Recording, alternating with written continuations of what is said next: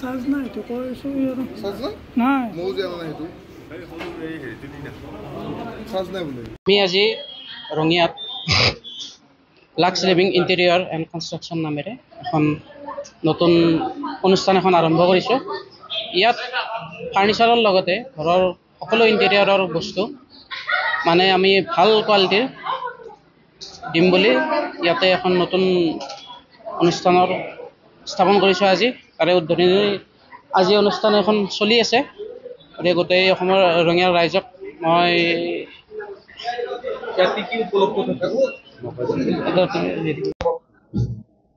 আজি lux living interior লগতে construction company আমাৰ এনটিউত এটা নতুনকৈ কেইজনমান উঠি অহা যুৱকে এই প্ৰতিষ্ঠানটো আৰম্ভ কৰিছে। আজি আনুষ্ঠানিক এক গ্ৰহণ কৰা হ'ল। আশা কৰিছোঁ আমাৰ ৰঙিয়াৰ লগতে দাঁতিকাষৰীয়া অঞ্চলৰ ৰাইজে উচিত মূল্যত আৰু তেওঁলোকে প্ৰাপ্য বা তেওঁলোকৰ যিখিনি ক্ৰয় কৰিবলগীয়া ফাৰ্ণিচাৰ আৰু হাউচ মেটেৰিয়েলছ পাবলৈ সক্ষম হ'ব।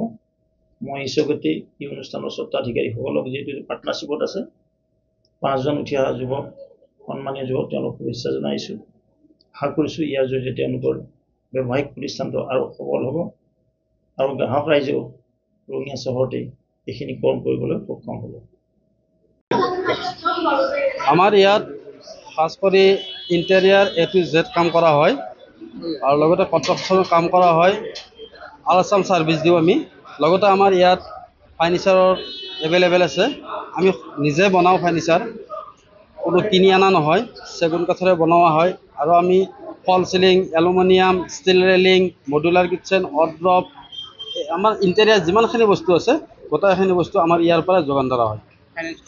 আৰু খাস কৰি এটা ডাঙৰ কথা, আমাৰ ৰঙিয়া এই আমাৰ শ্ব'ৰুমৰ পৰা 20 কিলোমিটাৰ জেগা চাৰিওফালে 0 ইণ্টাৰেষ্টত বাজাজ ফাইনেন্স কৰি দিয়া হয়। এইটো এটা ভাল সুবিধা আছে আমাৰ।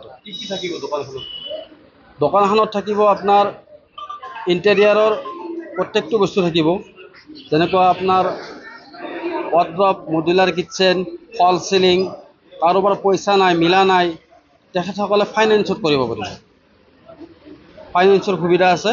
প্ৰত্যেকে আহক, আমি উপযুক্ত পইচা লৈ কেনে ভাল কাম কৰি দিম।